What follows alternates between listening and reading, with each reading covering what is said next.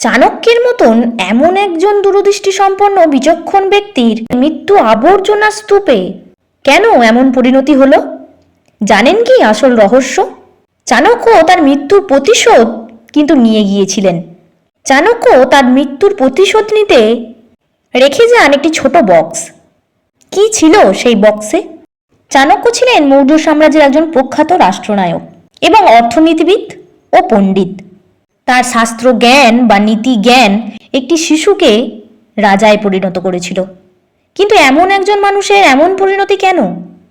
চাণক্যের জীবনে কি ঘটেছিল তা জানতে ভিডিওটি অবশ্যই পুরোটি দেখুন। বন্ধুরা, আমার প্রত্যেক জীবন ও ধর্মকথা চ্যানেলে আপনাদের সকলকে স্বাগত জানাই। আজকের ভিডিওটি হলো চাণক্যের শেষ জীবন সম্পর্কে, বা বলতে পারেন চাণক্যের মৃত্যুর রহস্যের ব্যাপারে। চাণক্য বিষয়ের সকল প্রশ্নের উত্তর এই ভিডিওটিতে আমি আজকে দেব। তো চলুন বন্ধুরা, যাই একদম পুরো মূল বক্তব্যে। চাণক্যের মৃত্যুর রহস্য জানতে গেলে চাণক্যের জীবন সম্পর্কে একটু জেনে নিতে হবে, বা কী জন্যে তার এই মৃত্যু হলো, বা এর পেছনে কে আছে তা জানার জন্য চন্দ্রগুপ্তের রাজা হওয়ার পরের কৌটিল্যের জীবন সম্বন্ধে একটু জানতে হবে। চাণক্য একটি সাধারণ শিশুকে তার শিক্ষার মাধ্যমে রাজনৈতিক কৌশল এবং রাজ্য শাসনের জন্য প্রস্তুত করেন। সেই শিশুই হলো চন্দ্রগুপ্ত। তিনি চাণক্যের নেতৃত্বে মগধের রাজত্ব দখল করেন এবং চাণক্যের দেয়া সমস্ত পরামর্শ তিনি মেনে চলেন। চন্দ্রগুপ্ত যখন মগধের রাজা হন তখন চাণক্য হলেন চন্দ্রগুপ্ত মৌর্যের প্রধানমন্ত্রী। চন্দ্রগুপ্ত মৌর্যের শাসনকালেই দেশ একক রাষ্ট্রে পরিণত হয়। এরপর দিন গেল। একদিন কিছু সন্ন্যাসী রাজার কাছে আসেন এবং তাদের খাবার রাজার সাথে ভাগ করে খাবার কথা বলেন। কিন্তু চন্দ্রগুপ্ত সেখানে দ্বিধাবোধ করেন তাদের সঙ্গে খাবার খেতে এবং তা নিয়ে চাণক্যের কাছে দুঃখও করেন। কিন্তু চাণক্য তাকে বোঝান যে এটি একটি ভালো কাজ। এরপর চন্দ্রগুপ্ত তা বুঝতে পেরে তারপর দিনই আদেশ দেন যে সমস্ত জৈন সন্ন্যাসীদের পাটলিপুত্রে ভিক্ষা দিতে হবে এবং সেই ভিক্ষা রাজা গ্রহণ করবেন। কিন্তু এই ঘটনার মধ্যে চাণক্য সন্দেহ করেন যে কেউ শত্রুতা করে চন্দ্রগুপ্তের খাবারে বিষ মেশানোর চেষ্টা করতে পারেন। তাই এর থেকে বাঁচতে রাজার খাবারে অল্প পরিমাণ করে বিষ মেশাতে শুরু করেন, যাতে তিনি এতে অভ্যস্ত হয়ে যান। এবং চাণক্য একটু একটু করে সেই বিষের পরিমাণ বাড়াতে শুরু করেন। এক পর্যায়ে বিষ এতটাই বেড়ে যায় যে চন্দ্রগুপ্ত অজান্তেই একজন বিষপুরুষ অর্থাৎ বিষাক্ত মানুষ হয়ে ওঠেন এবং যে কোনো ধরনের বিষ থেকে প্রতিরোধী হয়ে যান। চন্দ্রগুপ্তের জন্য আলাদা করে বিশেষ রন্ধনশালা প্রস্তুত করা হয়।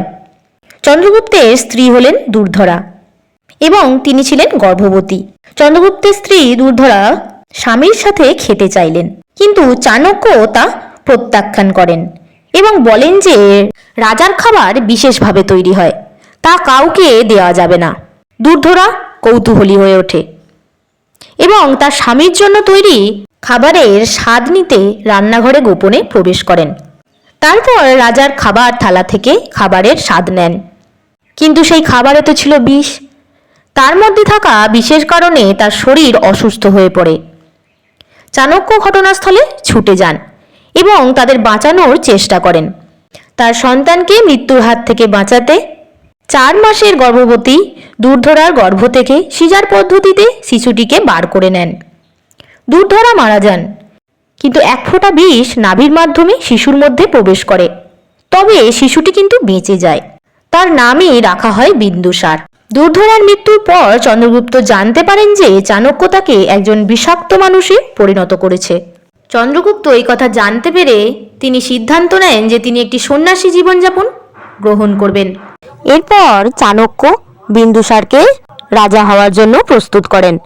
বিন্দুসার রাজা হলে তারপর তিনি প্রধানমন্ত্রী হিসেবে রয়ে যান। একজন ব্যক্তি যিনি এটি পছন্দ করেননি তিনি ছিলেন বিন্দুসারের মন্ত্রী সুবন্ধু।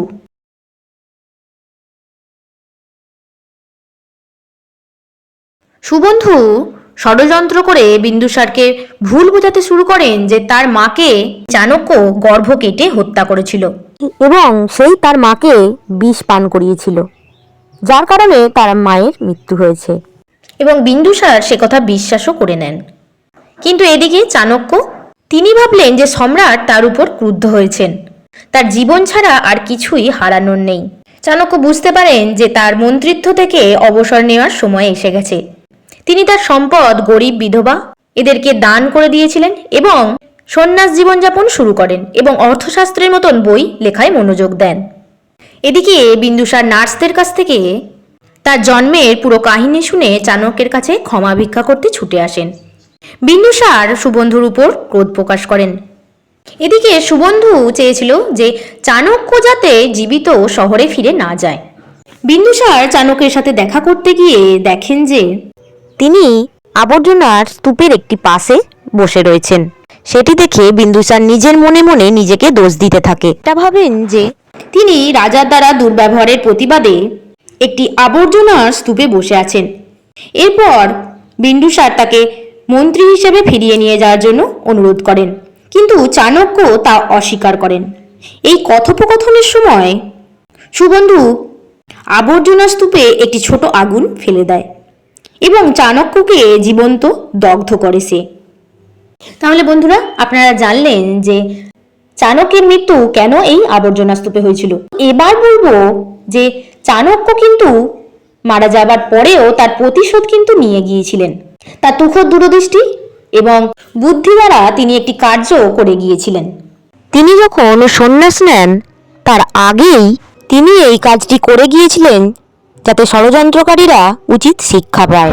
চাণক্যের মৃত্যুর পর সুবন্ধু ধন সম্পদের খোঁজে চাণক্যের ঘরে যায় এবং সেখানে গিয়ে তার জিনিসপত্র তন্ন তন্ন করে খোঁজে এবং সেখানে একটি ছোট বক্স খুঁজে পায়। তিনি যখন এটি খুললেন তখন একটি শক্তিশালী পারফিউমের গন্ধ পেলেন এবং সেই বক্সটির ভেতরে ছিল একটি চিরকুট, আর সেই পাতায় লেখা রয়েছে যে এই সুগন্ধির শ্বাস যে নেয় তাকে বাকি জীবন সন্ন্যাসী হয়ে কাটাতে হবে, না হলে শীঘ্রই মৃত্যু হবে। সুবন্ধু অনুমান করেন যে তার মতন বিচক্ষণ এবং দূরদৃষ্টি সম্পন্ন মানুষ এটি লিখে গেছেন, মানে এটি কিন্তু হতে চলেছে। সে যেহেতু এই সুগন্ধি শ্বাস নিয়েছে, তাই সে যদি সন্ন্যাস গ্রহণ না করে তাহলে তারও শীঘ্রই মৃত্যু হবে। সুবন্ধু তখন বুঝতে পারেন যে কিভাবে চাণক্য তার মৃত্যুর প্রতিশোধ নিয়ে গেছেন, কারণ যারা তার শত্রু তারা কিন্তু চাণক্যের বাড়িতে এসে তার জিনিসপত্র অবশ্যই নিয়ে যাবেন এবং তার দূরদৃষ্টি সম্পন্ন ভবিষ্যৎবাণী তারা চুরি করবে। তিনি তাই আগে থেকেই এইসব ব্যবস্থা করে গিয়েছিলেন। বন্ধুরা, চাণক্য কিন্তু মৃত্যুর পরেও আমাদের জন্যে তার মৃত্যুর মাধ্যমে একটি গুরুত্বপূর্ণ উপদেশ দিয়ে গেছেন। নিজের সৎ পথে থেকে ধৈর্যের দ্বারা এবং কঠিন পরিস্থিতির মুখোমুখি হয়ে নিজেকে এমনভাবে তৈরি করুন যাতে আপনার শত্রুরা আপনার ক্ষতি করার পরেও আপনার মুখের একটি কথা বা চাণক্যের মতন একটি চিরকুট দেখেও ভীত হয়ে পড়ে। তো বন্ধুরা, আশা করছি আমার ভিডিওটিতে চাণক্যের শেষ জীবন সম্পর্কে তথ্যগুলি আপনাদের জানাতে পেরেছি। সেই তথ্যগুলি যদি আপনাদের কোনো কাজে লেগে থাকে তাহলে ভিডিওটিতে একটি লাইক করবেন এবং আরও নতুন ভিডিও পেতে আমার চ্যানেলটিকে সাবস্ক্রাইব করুন। পুরো ভিডিওটি দেখার জন্যে আমার সকল বন্ধুকে জানাই অনেক অনেক ধন্যবাদ।